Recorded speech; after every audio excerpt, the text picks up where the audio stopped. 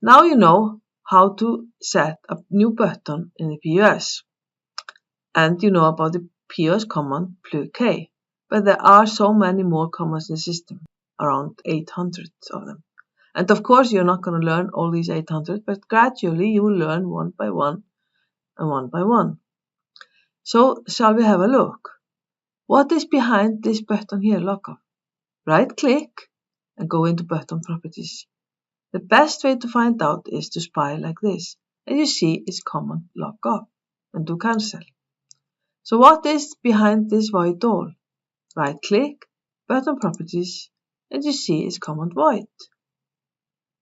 Cancel, and behind void line, right click, button properties, you see the void line. Void underscore L. That's how easy it is to find out.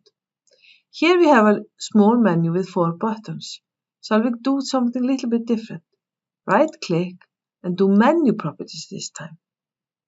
And then you will see there are 4 rows, so there are 4 lines. And these are the 4 lines. To see them better, maximize the menu. So now you see the 4 lines. Each and every line, remember, is 1 button. And you see the command behind them.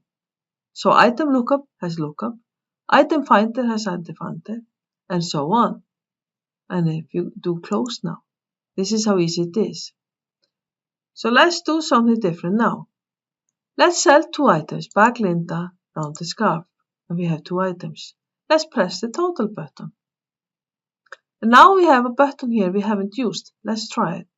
Select it, and what happened?